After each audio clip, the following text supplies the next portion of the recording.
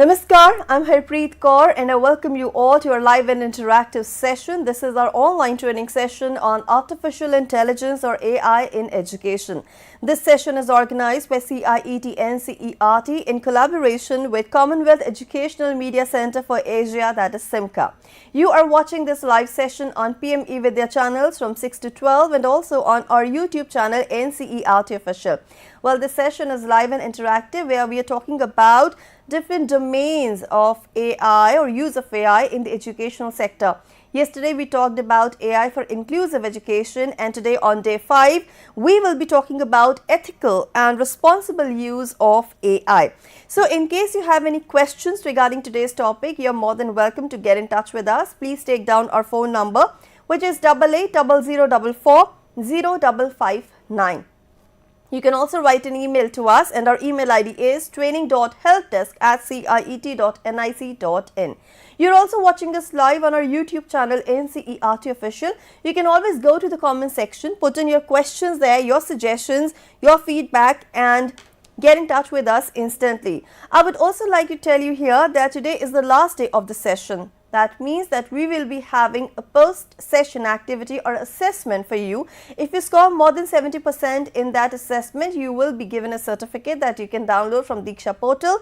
And of course, you are also welcome to share the feedback with us. I will show you the website and how to participate and register. Well, I've been telling you, but I will show it to you again and will let you know how you can take part in the assessment.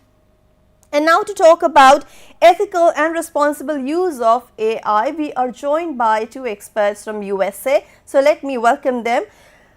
We have with us Professor Cynthia Braezeal. She is Dean for Digital Learning, Massachusetts Institute of Technology. She's from MIT, USA.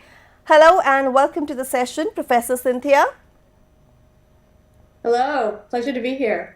Thank you so much. We are also joined by Ms. Daniella. She is Research Scholar from Massachusetts Institute of Technology, that is MIT, USA.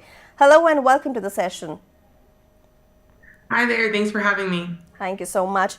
And now let's begin the session. But before we get into the details and we talk in length about the responsible use of AI, I request Professor Cynthia to kindly share a brief overview of what exactly we are looking forward to in the session.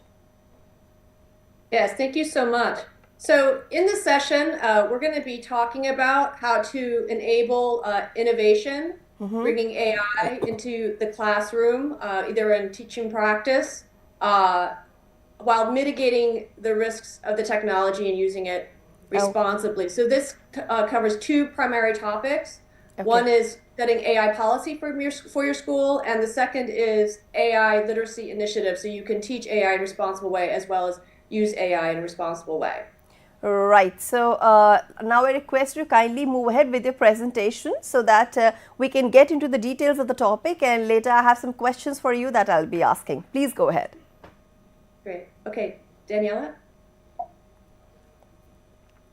So first, setting some context for what brings us here today, and I think we all appreciate that AI is just transforming many aspects of our personal and our professional lives.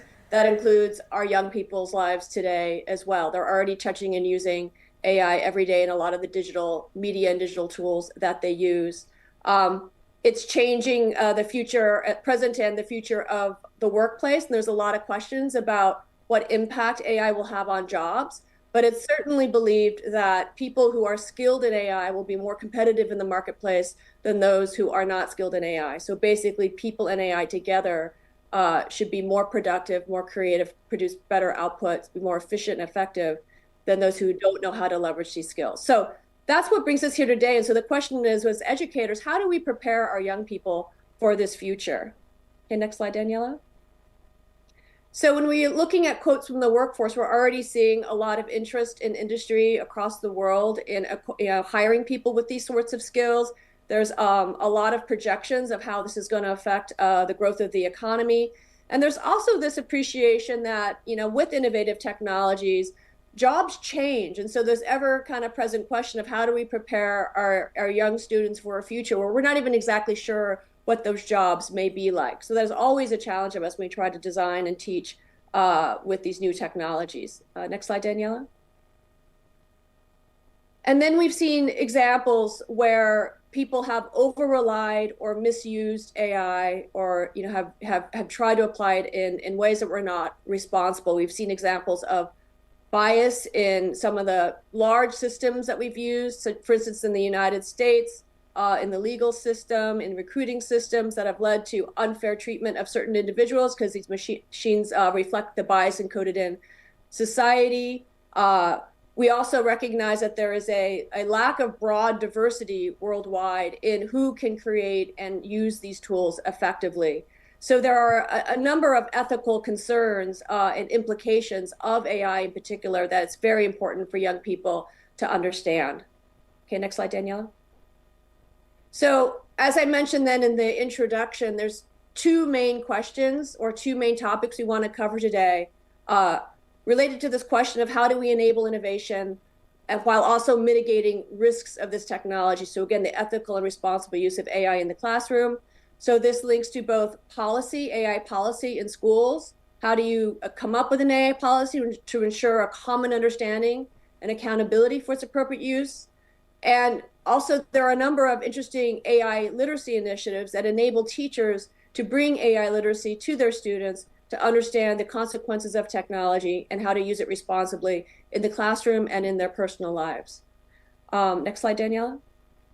And we're already starting to see a number of ways that AI tools are being used in the educational context. There are a number of commercial AI tutors that have been used. They might be called chatbots, things like Conmigo. We in our own group have been designing a technology called social robots, so AI learning companions that are physically embodied, that can help young children learn, say, literacy skills, for instance. And then we're starting to see generative AI tools that support educators doing a number of administrative and teaching tasks, such as grading papers, designing personalized lessons, and other ways that help educators save time. Okay, Danielle, I'll hand it over to you. Great. Thank you, Cynthia. So one way that we can think about the responsible use of AI in the classroom is through policy. And this can go all the way from the federal level down to the state level. We recently wrote a document through MIT that maps out the key areas of focus for policy at a federal level. And though this is US focused, we think that a lot of the policy areas can be applied to other areas as well. The policy areas, we map out 5 areas that are really important to think about when thinking about responsible AI in the classroom. I'm going to talk about the first 3. These are, I think, a little bit more relevant to the federal and state level of policymaking. And the second 2, educational guidance and AI literacy, are more relevant at the district and school level. Of course, all of these interact with one another, but I think these are good ways to think about who might be responsible for different areas. First, I'm going to start off on research on AI in K-12 education. So obviously, this is a very new technology, and there's a need for research both on how these systems interact with minors. So in terms of things like accuracy, bias, safety, and privacy of the tools that they're using. Also, a need to understand the effect of AI on teachers and students. So what is the long-term impacts on learning or optimal use of the technology? There's lots of questions right now. What time is the appropriate time to introduce tools to students to ensure that they get the maximum benefits out of them? There's also a key area around technical standards and auditing. So how are we going to make sure that the tools that students are using are appropriate and safe for them to use? And we recommend looking at standards for accuracy, fairness, and privacy, especially for children. These are things that children need to specifically, we need to be aware of specifically when we're thinking about learning. So making sure that everything that students are accessing through generative AI tools are accurate and actually support their learning. And then there's new privacy concerns in particular that we will think about, and I'll talk a little bit about that later.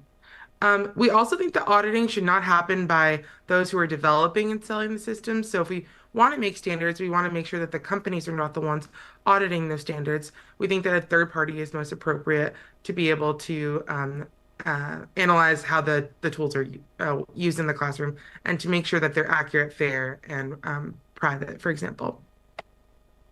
There are new privacy concerns. So there have been historically a lot of privacy concerns when it comes to AI technologies and children. But there's with AI, we now have an aggregated data set that not only just collects personalized information about a student, but now can aggregate that data across platforms potentially or aggregate it with other students. And now it's creating new instances of data to make predictions across platforms. So we have this new data being created about students, and we need to make sure that that data is appropriately secure, and students, can again get the benefits of the technology without any of the drawbacks. And then finally, when we think about things at more of a high level, procurement assistance is especially important. AI is very expensive and a lot of times uses subscription services, and we can already see a digital divide beginning to occur when poorer school districts might not be able to afford these subscriptions. Conmigo, which is a really popular AI chatbot tool for learning, currently costs $44 a year per student. So we think about that at scale. This is a large cost for school districts to get the benefits from AI tools in their classroom. Um, and AI also requires existing technological infrastructure. So making sure that students already have things like laptops and internet connectivity will be important to make sure that students are able to access the AI services. So we think that the federal government and state government in particular might be well positioned to provide the funding for this. So I'm going to move over a little bit to educational guidance, which I think is a bit more relevant for each individual school and classroom. Some of the things that we're recommending are one, we think that it's important to think about how we introduce AI tools in a way that does not interfere with developing skills. There's been a lot of conversation about writing in particular. When is the appropriate time to introduce ChatGPT as a tool for writing without while still making sure that students are learning the appropriate writing skills that are expected of them. There's a lot of analogy that's happening with the calculator, of course. When should the calculator be introduced in a way that doesn't interfere with students' basic arithmetic skills, for example? And so there's similar conversation happening with ChatGPT as well. I think the guidance that we're providing right now is for teachers to think about what are the learning goals in each individual session or unit, and is it appropriate to leverage a tool to support students in their writing at this point, or do students still need to learn the mastery of a skill before they're adding in a tool? Um, Secondly, we want to make sure the tools are enabling creativity and learning while still preventing cheating and learning shortcuts. So there are ways to use tools such as ChatGPT to promote creativity in students. Can they use the tool to help them think of new ideas that they haven't learned before? Can they use a tool to help scaffold their learning? And of course, we don't want them to be using ChatGPT to, for example, generate an essay and copy and paste that essay and submit it. We want to make sure that students are using the tool in a way that promotes their learning and doesn't prevent cheating. Right now, I think, or that does prevent cheating. Right now, I think one big thing that is happening is that a lot of schools are focusing on this cheating component and assuming that all use of AI tools constitutes cheating in the classroom. There are ways to use the tool that scaffolds the students' learning a bit more without making them, just take the answers from an AI tool like ChatGPT. And another big area is we think that it's important for educators and schools to provide clear guidance on when teachers expect AI tools to be used or not. So one of the big issues when it comes to cheating in particular is that students are not well aware of in what cases it's appropriate to use this tool and what cases it's not. Having this kind of language in the classroom is also going to be important for them when they're developing skills for a future job or in a future job, because they'll be able to kind of better understand when it's appropriate to rely on a tool like ChatGPT or other AI tools versus use the skills that they've developed on their own. And then it's important also, a lot of schools, when they think about cheating in particular, they're using AI detection tools to see if students are using AI in their assignments. And these detection tools have a high rate of false positives. And we're recommending that schools are not using these types of tools, but rather facilitating a dialogue between their students and trying to make sure it's students very much understand why they shouldn't be using an AI tool, to promote trust between teachers and students rather than using these detection tools that might not always be accurate. We've developed some tools within our research that help students, or sorry, help the whole ecosystem of administrators, students, parents, teachers to understand how to best design policies for the classroom in particular. We developed this tool called the Policy Design Toolkit, and the idea is that we take all of the main ethical areas of concern within the classroom, we break them down into what we're calling like rules or laws. And then we have small groups sort these based on things that they would like to see or things that they would not like to see. And it's been a pretty effective tool because we've seen that it's really fostering discussion between different stakeholders. It's making some of these ethical issues more tangible and like people can physically move the tools around to show what they believe in or what they might not believe in. And then we get into the idea of compromising and not the idea that not everybody will have the same perspective on the tool, on the use of AI in the classroom. And so we have them kind of deal with that in a more gamified or tangible way. And I'll get into some of the details in a second. So again, we break down some of these ethical ideas into very tangible rules, maybe a little bit too simplified in some ways, but it really, we want people to get a concrete idea of what some kind of rule might promote, and then they can build on that in discussion with one another. So where they're in small groups and they see three cards such as this, and these cards were designed around the appropriate use of AI in the classroom and the idea of like cheating and plagiarism. And we broke up this issue into three ways that you might govern this in the classroom. So on one end, we have lots of regulation. It's never okay for students to use AI to complete an assignment. On the other hand, we have a lot less regulation where it is okay for students to use AI to complete any assignment. And of course, there's this place in the middle. It's okay for them to use it sometimes if the teacher gives it permission, if gives them permission. And so if you're in a group, you might see these three cards, and people might have different ideas of the best way to use AI in the classroom. But the idea is that as a group, they need to come up with what card they would most want to see in their own classroom versus what card they would never want to see in their classroom.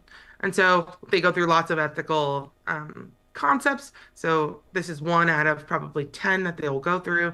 And then at the end, they're using the concepts that they passed and those that they did not pass to create a policy. So for example, here we have a policy that was had to be made up of two things that they wanted to pass and then one thing that they did not want to pass. And we find that this promotes the idea of compromise because they're thinking about the combination of all of the rules coming together in the classroom, and what's important to them versus what might not be as important to them. So the last thing I want to talk about in terms of policy is the idea of AI literacy. So it's really important that students are understanding the concepts around AI in order to make responsible and ethical decisions around them. And a really good way to promote AI literacy is across all subject areas. We want students to be in the classes that they might be using AI in when they're learning about the tools, so that they can better contextualize it in different parts of their lives. It's, again, like AI is present in all of these types of subjects. It's present in everything from government and policy, so in social studies classrooms, to writing in more language arts classrooms. And it's important that we're teaching AI in a way that's relevant to all these areas as well. We think that there should be some kind of minimum standard requirement for AI literacy across students. So when it comes to looking at this from a federal level, we want to make sure that some students in some areas are not getting different types of AI literacy than others. There needs to be some kind of standard requirement across states and across areas. And also, we think that teacher training is a crucial aspect of AI literacy. So devoting resources to teachers learning about the tools so that they can bring it to their classrooms as well. Not only to bring it to their classrooms to teach their students about AI, but also how to responsibly use AI tools in their own classrooms. And so what do we mean by AI literacy? We see it in three main areas. One is demystifying what AI is. So, making sure that students are basing their understanding of AI in a in technical knowledge and understanding how to best use understanding how the tools were created in the first place so that they can best use them. And that leads into the second area, which is around AI and digital citizenship. So understanding how students can apply that technical knowledge that they know about AI into being a responsible citizen in their own communities. We know that students will potentially have to vote on ideas related to AI someday. AI is affecting their own communities. So can they apply that technical understanding to the things that are happening in their area, in their local areas and communities? And then finally, we want to think about how we teach students about AI to create new things. AI is an incredibly innovative tool. And so can we both use this technical understanding, this understanding of how AI impacts the society to enable them to create solutions that are meaningful to them and their communities as well. And I want to share this because tech literacy typically gets from the basis of like how to it starts from how to know and use a technological tool. Um, but it really gets to this aspect of evaluating and creating it. So a lot of the curriculum that we create, and I will share a few of them in a moment, get to this phase of both not only understanding how the AI tool is created, and like the technological underpinnings, but also getting to the level where they can now create it themselves and evaluate it in a context that they're sharing with other people. And when we think about this ethical contextual aspect of AI, I think it's important to think about how AI has been traditionally taught. So there's been a lot of work in the area of computer science, and ethics is typically taught in computer science at the end of the course or as a completely separate course. And when we think about students as practitioners, we want students to know when they're thinking about the engineering design process and building something, we want them to be able to explicitly call out where ethics should be involved throughout the process. And so when we have a class that we teach about ethics, we do not want ethics to be completely at the end or a separate course. We want it to be hand in hand with every technical lesson that they learn about. And so a lot of the curricula that we create, and we will share that in a moment, a lot of that curricula has a technical concept introduced, but at the same time has an ethical concept that's paired with it as well. And we think that this will get students, in the mindset and the practice of doing both of these, both learning about the tool and then also learning about its effect on society at the same time, and really, including this in their practice. So when it comes to learning about AI, we have a few kind of core areas that we want students to understand from an ethical perspective. First, we really want to make sure that students understand that AI is not necessarily objective or neutral.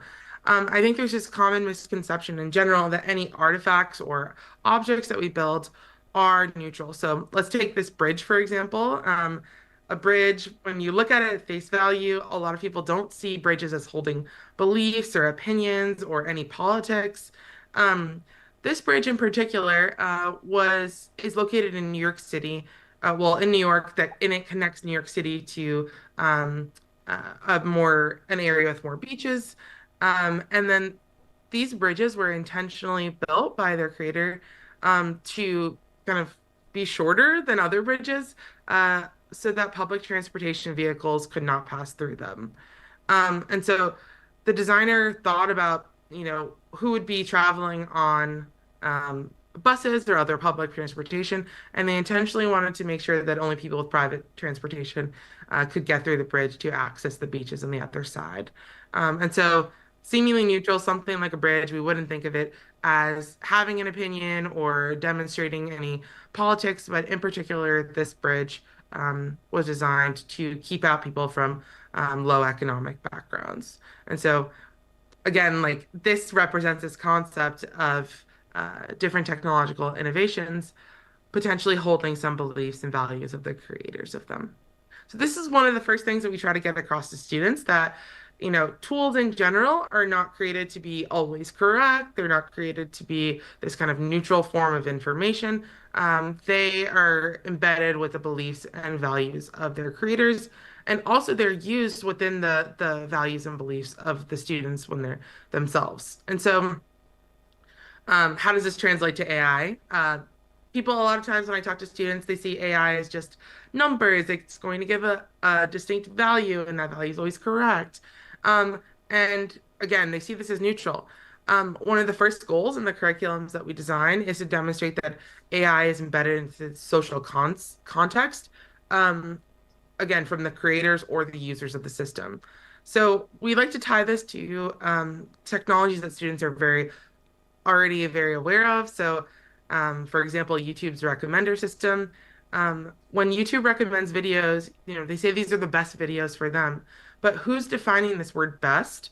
And how does that relate to the best concepts of, sorry, the students' notions of best?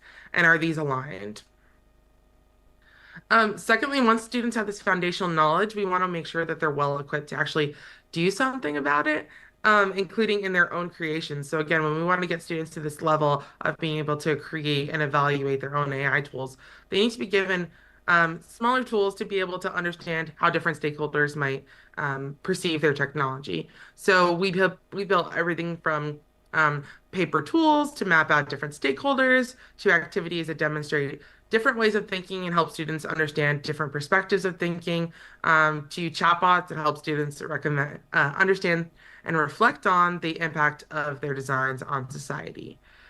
Um, in this particular example, we have created an ethical matrix tool where students can explicitly map out the stakeholders and the values that those stakeholders hold within a technological system. And I shared a little bit about YouTube recommender algorithm earlier. We want to make sure that students are applying ethical tools onto the technologies that they use. So in this case, they are thinking about who the stakeholders of YouTube's recommender system are and what things that they value.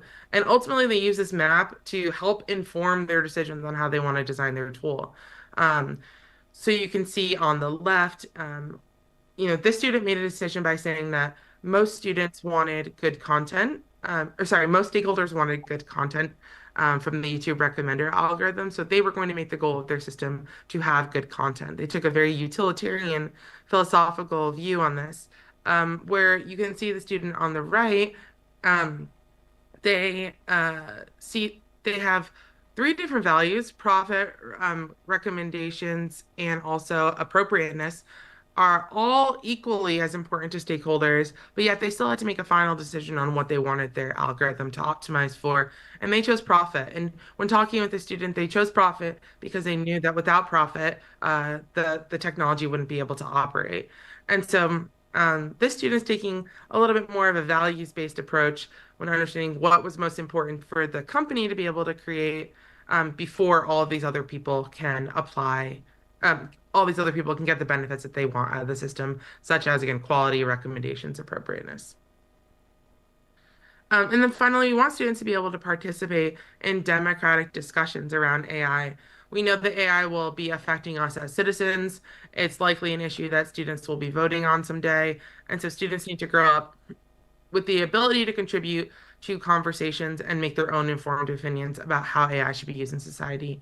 Um, in our own work, we have taken a document. The US has created a document around an AI Bill of Rights based on our rights-based policymaking framework. And so we took that document and the ideas behind it, and we created a curriculum that could show students, they could introduce students to what their rights were, but also think about how AI might impact them in terms of the different rights. And we really based it off of this political document that was kind of informing AI policy at a national level.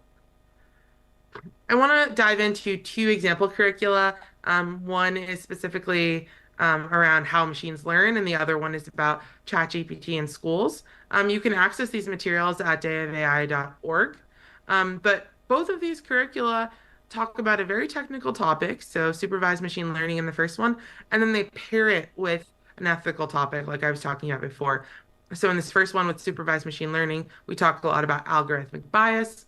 And in ChatGPT in schools, we talk about both the foundational understanding of large language models, but also thinking about what plagiarism might mean to a student, what creativity might mean to students. And we have them grapple both with the technical issues, but contextualizing them in this ethical way as well.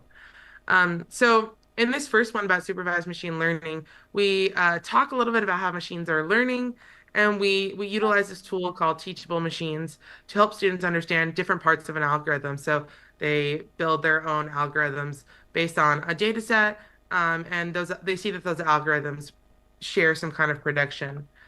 So in this case, we have a student who is trying to play rocks, paper, scissors with a AI tool. So they're creating their own algorithm to recognize if their hand is showing rocks, paper, or scissors.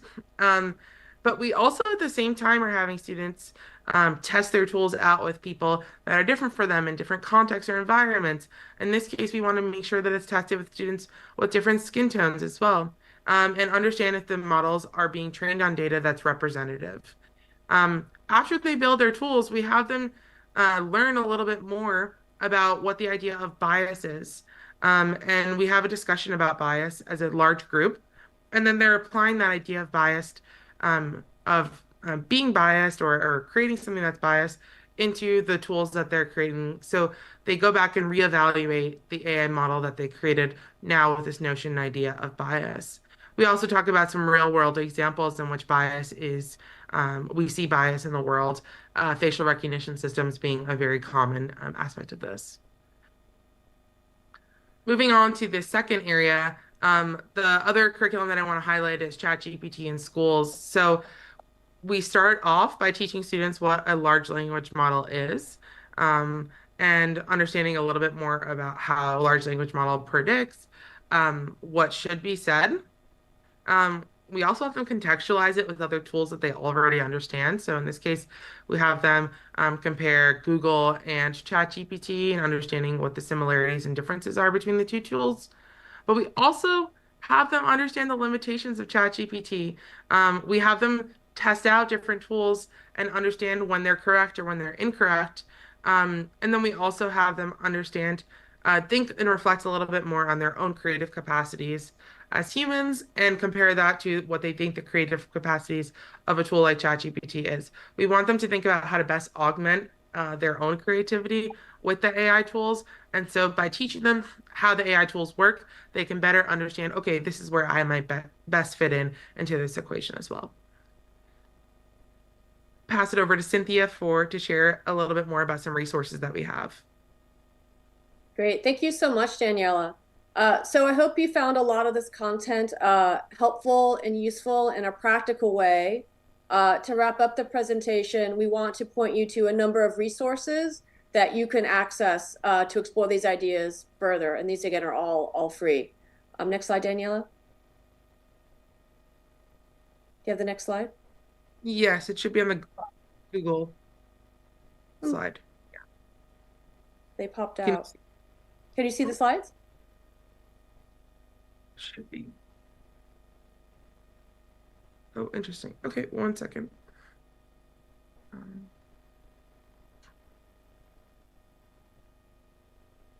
Yeah. It's there. Yep. Yes, it's visible. Okay. Yes. So the first resource we want to share, it's a course that MIT raised. We developed with Grow with Google.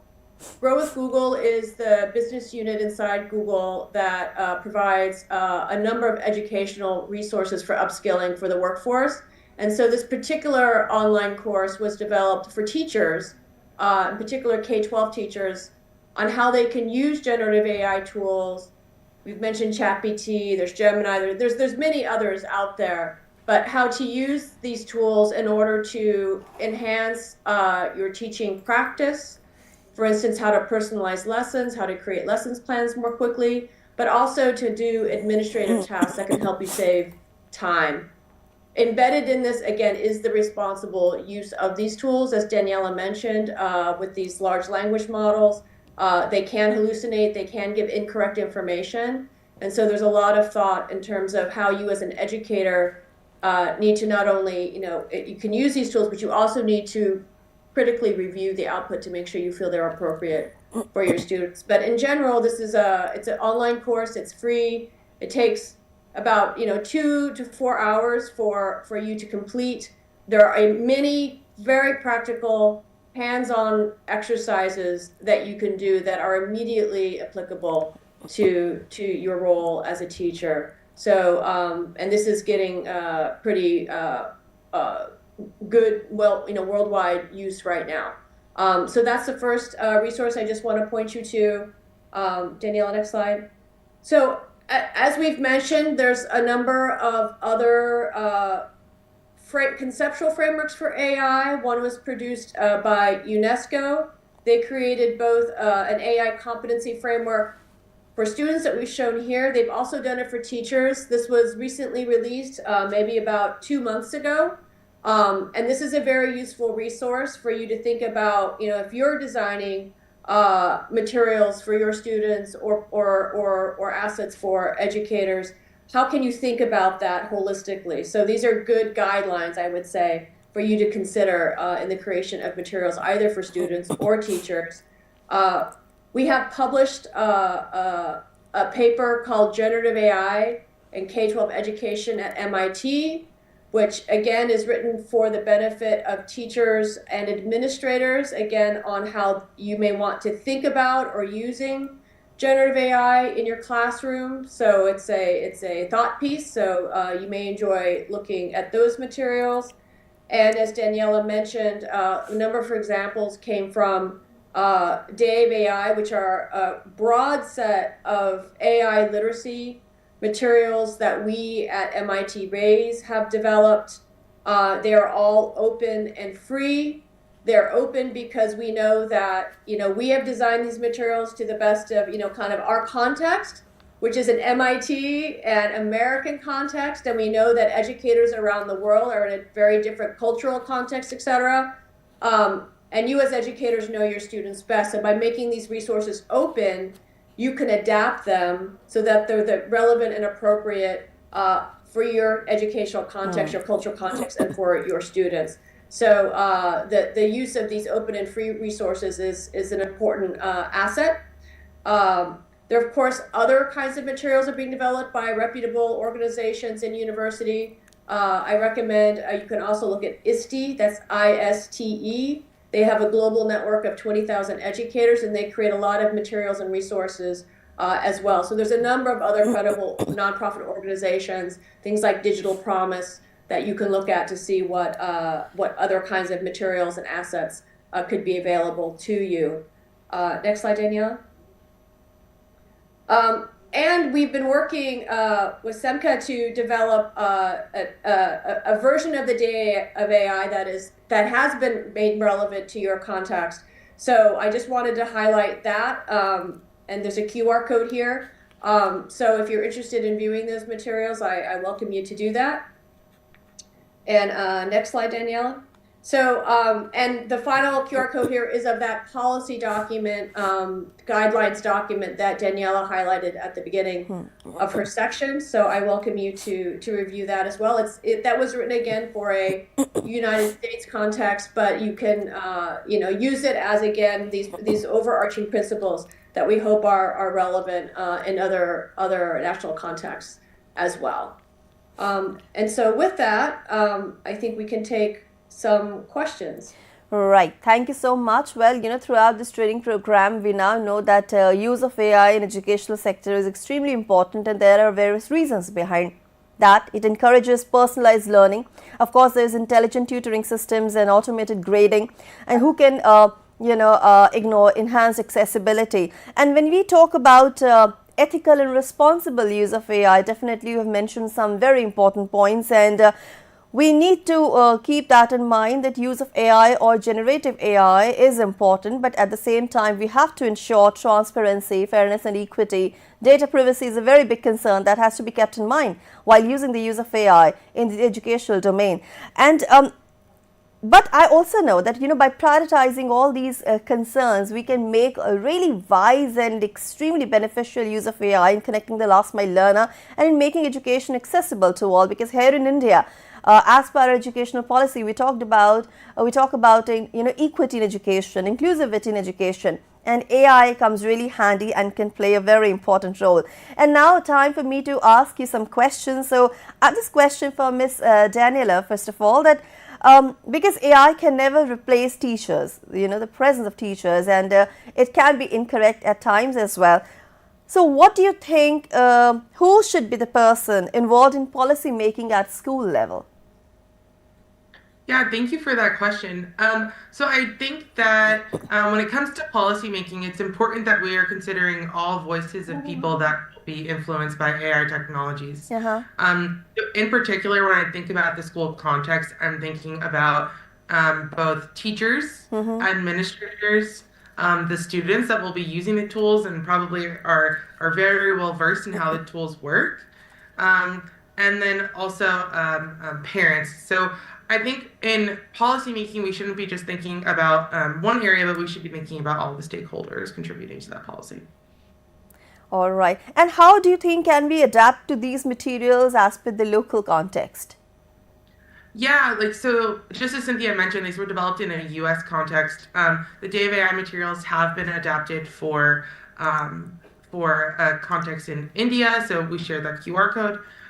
But when we think about the ethical and responsible use, a lot of the important aspects of this is pulling real examples from your local context. So I think that it's really important as an educator, if you are seeing a news article about how AI is being used, maybe appropriately or inappropriately, can you bring that into the classroom and have students actually engage with the topics that they might be seeing on the news as well? And then a lot of the, when we talk about teaching students about AI policy, in the U.S. context, we based an AI curriculum around the U.S. blueprint for an AI Bill of Rights, and so there's some national guidance that's being provided on how AI should be used. We took those materials and adapted them to a context that's easy for students to understand as well. So not only looking at examples of how AI is used in your community, but also examples of how policy documents are being created, both at a local and a federal level. Well, you have mentioned about some free and open sources that can be adapted as per the local context. Do you have some more examples of good AI policies in schools? Yeah, I think that one a way of governing AI in a school that I seem to really like is they're calling it a stoplight approach. So, green means you can definitely use AI in any context. Red means never use AI in any context. And yellow is kind of this in between. Maybe you can use it in some ways, but not use it in other ways. And so I've seen teachers label each assignment by saying, this is a green assignment. You can use AI however you'd like. This is a yellow assignment. Maybe use it in these ways, but please do not use it in these ways. And I think that this is kind of, it's a really easy to understand approach, but also is very transparent to students on how AI should be used. And hopefully we'll build some kind of trust between teachers and students on how students will be using AI in the assignment. Right. So we're talking about these days about blended learning, and of course AI is definitely making its big impact in the educational sector. So Professor Cynthia, what do you think are some of the promising ways that AI is being used in the classroom these days, or how it should be used? Yes, thank you. So again, thank you for acknowledging that AI should never replace teachers. Teaching is a profoundly social endeavor. The relationships really, the human relationships really matter. So, and of course you as educators and teachers very well know that. So, at the highest level, the best way to be integrating AI into your classroom is to make sure that it's supporting you as a teacher to engage your students in meaningful learning experiences. That's first and foremost. So I'll give an example of that used for AI literacy practice. So, as we mentioned, the Day of AI curriculum, one of the things that I think is actually important about that curriculum is it's all short format modules that are thematically related. So we know that teachers are already very overwhelmed with what you have to teach. And so in order to bring AI literacy into the classroom, we've tried to do very time efficient kind of small modules, so 4 to 6 hours, but on topics that are really student relatable, things that students are using every day that they already appreciate. So Daniella mentioned the use of AI in social media, the use of AI in creative digital content creation, of course young people are doing quite a lot of, the use of AI in understanding climate and sustainability, in video games, right? So we try to really think about what are these, very student oriented contexts that they can very much relate to, and in many cases they're already using AI in these contexts. Absolutely. So when we think about how do you bring it into the classroom, teachers are often teaching in a per subject way, so being able to introduce the relevance of AI in the context of that, say in English, it could be around writing. In science, it could be the use of these tools to be able to understand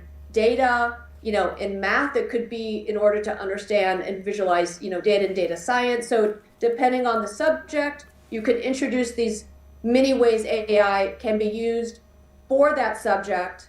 We then often have students do an activity that's relevant to that subject where they use these tools, and by doing that, they are learning that they are an empowered user of these tools. They create an artifact. In an arts class, it may be a visual arts piece or music or something, right? So it can vary. Yeah. And then we have students actually share what they've created with each other and discuss, because invariably what students discover is the tools have limitations. For instance, in visual arts, we often hear examples of a child may have a particular idea they want to execute. And sometimes when they're using one of these, generative AI tools of text to image generation, they can't quite get the tool to generate the image they want. So one of the classic examples we have is, in the United States, we had this Barbie movie. So there's Barbie, who's kind of the heroine, and there's Ken, who's kind of her sidekick. They wanted to generate an image for a poster where Barbie was driving her pink convertible, and they couldn't the tool would always put Ken in the driver's seat. And no matter what they typed, whatever they prompted, the tool kept putting Ken in the driver's seat. And that is a bias in society that, there's a sense in the United States that typically men drive, right? So they were confronted with this limitation and this bias, this cultural bias in the tool. We often see when children are trying to create different art styles, different cultural art styles may not be well represented, right? So by discussing it, they can talk about the empowerment and the opportunity with the teacher, but also the limitations. And in doing that, they again dig into more of the responsible, appropriate use of the tools.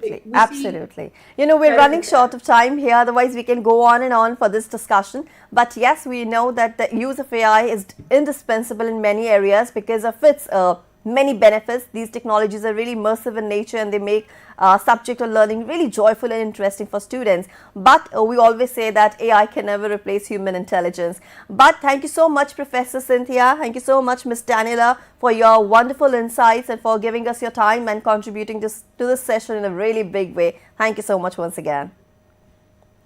Thank you. Thank you so much. Thank you. And now, viewers, it's time for me to wrap up this particular edition, this session over here. Of course, throughout this week, we conducted training under the umbrella theme of artificial intelligence or AI in education. And now it's time for me to show you the website.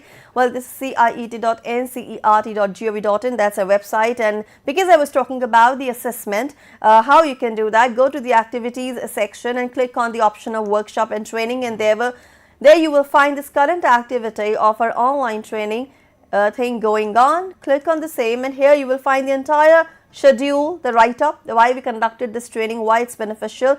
It's day-wise schedule, and of course here you know that everybody can participate. This training is open for all. There are objectives of the training also. So all these videos or all these sessions that we conducted throughout this week are there on our YouTube channel, NCERT Official. You can always refer to them. For participation, you know that you have to register yourself first by clicking this, QR code or clicking on this link.